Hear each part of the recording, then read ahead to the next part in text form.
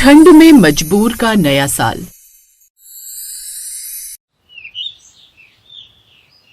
सोनपुर गांव में दिसंबर की आखिरी रात थी। साल अपने आखिरी पन्ने पलटने को तैयार। ठंड ऐसी कि इंसान की रूह कांप जाए। आज साल की आखिरी रात थी और कल नया साल था, लेकिन सोनपुर गांव वालों के लिए नया साल कोई तारीख बदलने का दिन नहीं, बल्कि हालात से लड़ने की एक कोशिश थी। उस शाम गांव के पास बहुत से लोग घेरा बनाकर आग के आसपास बैठे थे। कोई हाथ सेक रहा था तो कोई बातों से मन। अरे भाई, ये ठंड भी ना, ऐसा लगता है कि भगवान ने फ्रीजर खोल दिया और ढक्कन बंद करना भूल गए। टॉर्चर तो ऐसा लगता है कि सपने में भी स्वेटर पहनकर सो जाऊं। भाई, इतनी खतरनाक ठंड है। फिर सभी एक साथ हंस पड़ते हैं और बातों बातों में बात नए साल की होने लगती है। जहां एक तरफ सब आग ताप रहे थे, वहीं दूसरी तरफ पूरे गांव के लोग अपने घरों को लाइटों से सजा रहे थे। देखो ना रामू चाचा, हमारे गांव इन लाइटों की वजह से बिल्कुल सोने की तरह चमक रहा है। अब होगी ना धमाकेदार नई शुरुआत। नई शुरुआत? अरे क्या बात करते हो भाई, वो तो जब होगी ना जब ठंड थोड़ी कम हो जाए। यहाँ तो शुरुआत ही कपाने वाली है। नया साल तो आता ही है, साथ में मजबूरी भी तो लाता है, और खासकर हम मजबूर लोगों के लिए, अमीरों के लिए तो नया साल बढ़िया ही मनता है। ये सुनकर वो सभी चुप हो जाते। ठंड उन गांव वालों के लिए सिर्फ मौसम नहीं थी, बल्कि उन फैसलों की गवाह भी जो इंसान को हालात में लेने पड़ते हैं। तभी मोहन की पत्नी हाथों में चाय की ट्रे और उसकी बेटी पूजा अपने हाथों में पकौड़े लेकर सभी की तरफ आती है। मैं आप सबके लिए गर्मा गर्म चाय और पकौड़े लाई हूँ। वाह, इस कड़कड़ाती ठंड में चाय और पकौड़े का अलग ही मजा होता है श्रीमती जी। पापा, आप देखो ना, माँ सिर्फ चाय लाई है और मैं तो आप सबके लिए पकौड़े लाई हूँ। इसीलिए तो मैं बोलता हूँ, ईस्ट और best, Pooja is the best. इसी दौरान मास्टर चाय की तरफ देखकर कहता है कि चाय और ठंड का रिश्ता बिल्कुल वैसा ही है जैसे नेता और भाषण का। क्या मतलब? मतलब ये रानी बिटिया कि एक के बिना दूसरा अधूरा है। ये सुनकर सभी जोर से हंस पड़ते हैं। वहीं अब घड़ी में रात के 11:30 बज चुके थे। धुंध और भी गहरी हो गई थी, लेकिन आग अभी भी जिंदा थी, उसी तरह जिस तरह लोगों के मन में नई उम्मीदें जिंदा थी। चाचा, आप इतने साल देख चुके हो, नया साल सच में कुछ बदलता है क्या? बदलता है ना बेटा, अगर इंसान खुद कुछ बदलना चाहे तभी। हाँ, वरना सिर्फ तारीख बदलती है, तकलीफ वही रहती है। फिर सबकी नजरें सिर्फ घड़ी पर ही थी, क्योंकि नया साल शुरू होने में सिर्फ कुछ ही पल थे, जिसका सब बेसब्री से इंतजार कर रहे थे। फिर घड़ी में अब 12 बज चुके थे। किसी ने अपने मोबाइल में गाना बजा दिया और सभी ने एक साथ बोला, हैप्पी न्यू ईयर। इस साल मैं कमाने में और ज्यादा मेहनत करूंगा और अपनी टूटी हुई छत को नया बनवाऊंगा। भगवान करे आपका ये सपना पूरा हो। और मैं मुफ्त का ज्ञान कम बांटूंगा, किसी को कोई कदर ही नहीं है मेरे ज्ञान की। मजबूरी को गले लगाना सीख लो। क्या मतलब है आपका इससे चाचा? मेरे कहने का मतलब है कि जो इंसान मजबूरी में भी आगे बढ़ जाए, उसका हर साल नया होता है। इन सब बातों को करते करते, नाचते गाते सभी नए साल का वेलकम करते हैं। धुंध छाई हुई थी, सामने का कुछ भी दिखाई नहीं दे रहा था, चारों तरफ केवल अंधेरा। अभी नए साल को आए आधा घंटा भी नहीं हुआ था और अचानक से एक आवाज धुंध के बीच से आई। अरे कोई है क्या? सब एकदम चौंक गए। एक आदमी उनकी तरफ दौड़ता हुआ आया। चाचा, छोटू के घर पर आग का कोई इंतजाम नहीं है। वो बच्चा ठंड से कांप रहा है, उसे बहुत ज्यादा बुखार है। मैंने उसे अपना कंबल दिया, लेकिन उसके बाद भी उसे ठंड लग रही है।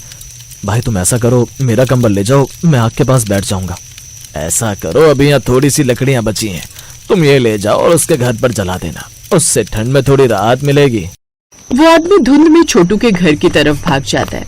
ठंडी और तेज हो गई थी, हाथ सुन्न हो रहे थे, पर कदम नहीं रुके, क्योंकि ये छोटू के लिए मदद नहीं बल्कि मजबूरी में दिखाई गई इंसानियत थी। रामू, जो कि एक मजदूर था, उसके छोटे से कमरे में एक छोटा बच्चा कंबल में कांप रहा था। जैसे उस आदमी ने आग जलाई, कमरे में थोड़ी गर्माहट आई। देखो बेटा, अब तुम्हें ठंड नहीं लगेगी, हम तुम्हारे लिए ये एक और कंबल लाए हैं। नहीं भाई साहब, आप सच में आज हमारे लिए भगवान बनकर आए हैं। इस कड़कड़ाती ठंड में कौन किसी अनजान के लिए इतना करता है? नहीं नहीं, आप ये क्या बोल रही हैं? ये तो मेरा फर्ज है। मुझे तो खुशी है कि मैं आपके काम आ पाया। देखिए बहन, अब आप इन सब बातों को छोड़िए और छोटू का ख्याल रखिए। आज आप हम दोनों के लिए नया साल और उम्मीद बन गए। आपका बहुत बहुत शुक्रिया। लगता है इस बार भी ठंड जीत ही गई। पर उनकी मदद करके बहुत अच्छा महसूस हो रहा है। इससे अच्छे से नए साल की शुरुआत हो ही नहीं सकती, क्यों चाचा? यही होता है ठंड में एक मजबूर का नया साल, जहां वो अपनी ठंड भुलाकर किसी और की ठंड मिटाता है। अगली सुबह धूप की पहली किरण धुंध को चीरकर सोनपुर गांव पर पड़ने लगी। ठंड अभी भी थी और मजबूरी भी थी। वहीं गांव में एक घर में छोटू अपने कंबल में लेटा हुआ था और अपनी माँ से बोलता है, क्या हुआ छोटू, तुम ठीक हो या तुम्हें कहीं दर्द हो रहा है? नहीं माँ, मैं ठीक हूँ। मैं तो बस सोच रहा था कि हमें उन लोगों को धन्यवाद बोलना चाहिए जिन्होंने अपनी मजबूरी पर ध्यान न देकर हमारी उस समय मदद की, जब हमें मदद की सबसे ज्यादा जरूरत थी। मेरा बच्चा कितना समझदार है, तूने सही कहा। हमें उन्हें धन्यवाद तो बोलना ही चाहिए, लेकिन किस तरह से बोलें? माँ, मेरे पास एक आइडिया है। क्या? छोटू की माँ अपने हाथों से सुंदर सुंदर मूर्तियां बनाकर बेचा करती थी। वो उन मूर्तियां बनाने वाली मिट्टी की तरफ देखते हुए छोटू बोलता है, माँ, क्यों ना हम उन्हें ये भगवान की मूर्तियां देकर धन्यवाद कहें? सही बोला मेरे बच्चे, कल वो तेरे लिए भगवान ही बनकर आए थे। और वो उन्हें लेकर उस जगह चले जाते हैं जहाँ पर वो सब लोग बैठे होते हैं जिन्होंने छोटू की मदद की थी। अरे रानी बेटी, तुम्हें स्कूल नहीं जाना क्या, या अभी और पढ़ाई नहीं करनी? नहीं काका, ऐसी कोई बात नहीं है। वो इतनी ठंड हो रही है तो हमारे स्कूल में सर्दियों की छुट्टियां चल रही हैं। दोनों बात कर ही रहे होते हैं, किसी बीच छोटू और उसकी माँ वहां आ जाते हैं, जिसे देखकर रामू काका बोलते हैं, अरे छोटू, अभी कैसी है तुम्हारी तबीयत? सही है चाचा, अब तो मैं एकदम ठीक हूँ, बुखार भी नहीं है। सही कहा छोटू ने, वो ठीक हो पाया तो आप लोगों की वजह से। आप सभी को हम यहाँ धन्यवाद कहने आए हैं। अरे ये क्या बोल रही हैं आप? हम तो खुशनसीब हैं कि आपके काम आ पाए। अब हम सब आपके लिए कुछ तोहफे लाए हैं। ऐसा कहकर छोटू और छोटू की माँ सभी को भगवान गणेश की मूर्ति देते हुए धन्यवाद कहते हैं। अरे ये गणपति जी की मूर्ति क्यों? जी वो ऐसा इसलिए क्योंकि आज नया साल है और जब भी हम किसी चीज की शुरुआत करते हैं तो गणपति जी की पूजा करते हैं, तो इसीलिए ये मूर्ति। नया साल हालात नहीं बदलता, बल्कि मजबूरी में इंसान को और इंसान बना देता है। इसी तरह सब लोग एक साथ फिर से आग के आसपास बैठकर मस्ती मजाक करने लगते हैं और इसमें अब दो लोग और बढ़ गए। वो थे छोटू और छोटू की माँ। चारों तरफ हंसी ठहाके गूंजने लगते हैं।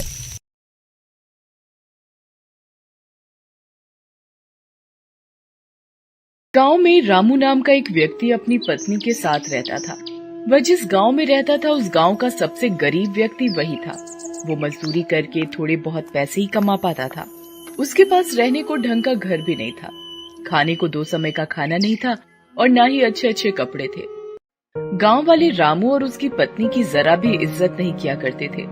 जिस कुएं से बाकी गांव वाले पानी लेते थे, अगर उस कुएं से पानी लेने रामू या उसकी पत्नी चली जाती थी तो सभी उन्हें भगा दिया करते थे। एक दिन रामू की पत्नी बहुत उदास होकर रामू से बोली, हमारी क्या गलती है जो गांव वाले हमारे साथ ऐसा बर्ताव करते हैं? हमने तो कभी किसी का बुरा नहीं किया। अरे तुम चिंता क्यों करती हो? मैं हूं ना। तुम देखना, एक दिन यही गांव वाले हमसे मिलने के लिए लाइन लगा देंगे।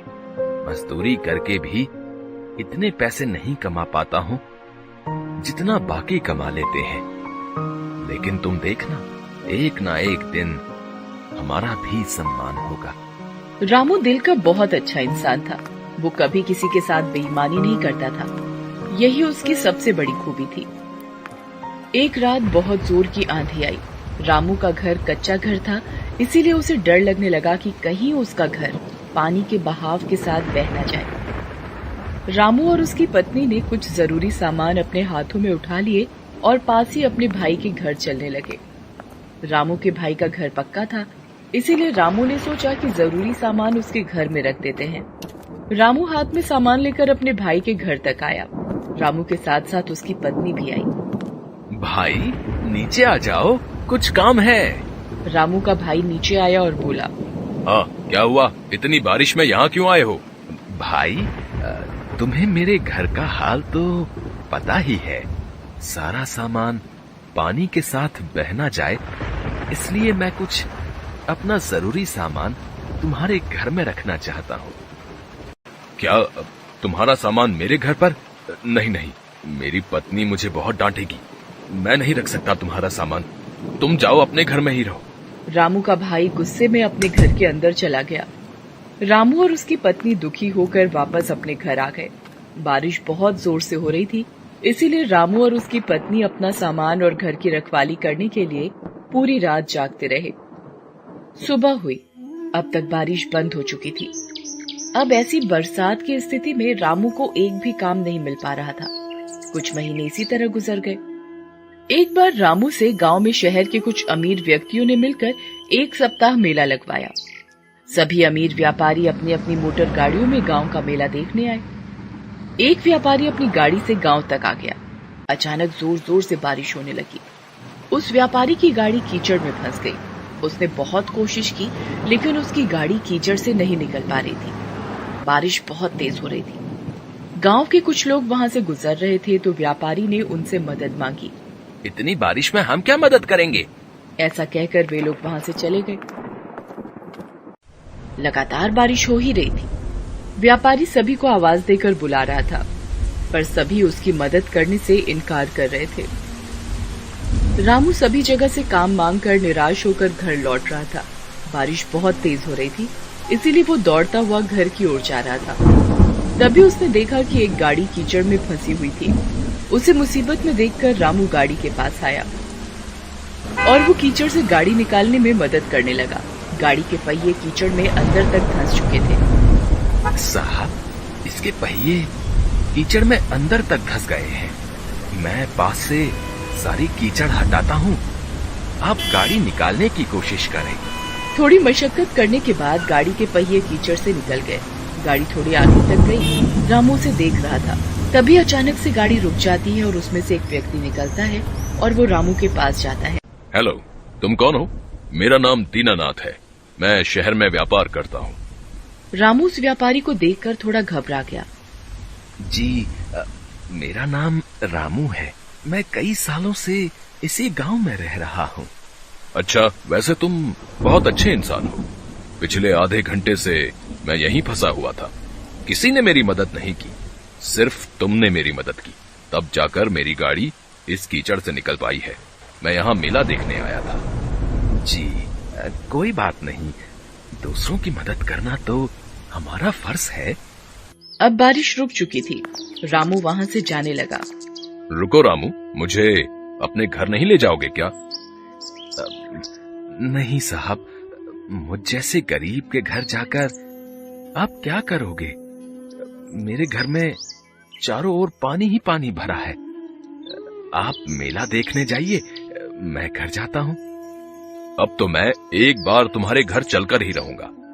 जी, अब आप इतना कह रहे हैं तो चलिए। रामू दीनानाथ को अपने घर लेकर आ जाता है। रामू की पत्नी पानी से बचकर एक और चारपाई पर बैठी थी। देखो, साहब आए हैं हमारे घर, जाओ कुछ खाने को लेकर आओ। दीनानाथ रामू का घर देखकर बहुत उदास हो गया। तुम क्या काम करते हो? साहब, क्या बताऊं, मैं तो कब से काम की तलाश में हूँ, कोई काम ही नहीं देता। बस इधर उधर से घूमकर कुछ मजदूरी का काम कर लेता हूँ। बारिश की वजह से अब वो भी बंद है। तब तक रामू की पत्नी एक प्लेट में एक गुड़ का ढेला लेकर आई और बोली, साहब, हमारे घर में अभी यही बचा है, कृपया इसे ही खा लें। हाँ हाँ, क्यों नहीं। रामू, तुम्हें कोई काम नहीं मिल रहा है, अगर तुम चाहो तो मैं तुम्हें काम दे सकता हूँ। साहब, क्या सच में आप मुझे काम देंगे? शहर में मेरे पास बहुत से काम होते हैं, सोच रहा था कि किसी ऐसे व्यक्ति को अपने साथ रख लूं जो मेहनती और ईमानदार हो। तुम्हें देखकर मुझे ऐसा लगता है कि तुम में ये दोनों गुण हैं। साहब, कैसे काम करना होगा, कहाँ काम करना होगा, आप ये सब मुझे बता दीजिए, मैं आपके साथ काम करने के लिए तैयार हूँ। कोई जरूरत नहीं है इस घर में रहने की, और मैं तुम्हें कुछ दिनों बाद लेने आऊंगा। तुम मेरे साथ शहर में काम करोगे और वहीं रहोगे। मैं तुम्हें नया घर दिलवा दूंगा। यह सुनकर रामू और उसकी पत्नी दोनों बहुत खुश हुए। रामू ने पूरे गांव में घूम घूम कर इस खुशी को गांव वालों को बताया, पर गांव वालों को उसकी बात पर विश्वास नहीं हो रहा था। कुछ दिनों बाद दीनानाथ अपनी गाड़ी लेकर गांव आया और रामू के घर के पास रुका। रामू, सारा सामान तैयार है ना? चलो चलते हैं। रामू और उसकी पत्नी सारा सामान लेकर दीनानाथ की गाड़ी में बैठ गए। गाड़ी चल पड़ी। सभी गांव वालों का ध्यान उन्हीं लोगों पर था। दीनानाथ रामू और उसकी पत्नी को शहर लेकर आ गया। उसके बाद उसने उन दोनों को रहने के लिए एक घर दे दिया। रामू सारे काम अच्छे से समझ गया था। अब वो दीनानाथ के साथ काम करने लगा। रामू का घर बहुत ही सुंदर था और रामू अब पैसे भी अच्छे खासे कमा लेता था। धीरे धीरे करके सभी गांव वाले रामू और उसकी पत्नी से मिलने और उनके घर को देखने के लिए शहर आने लगे। जिस भाई ने रामू के सामान को रखने से मना कर दिया था, अब वो रामू को भाई भाई कहता नहीं थकता था। रामू ने आखिर में अपनी ईमानदारी से वो सब कुछ पा लिया जो उसे अब तक नहीं मिला। Thanks for watching.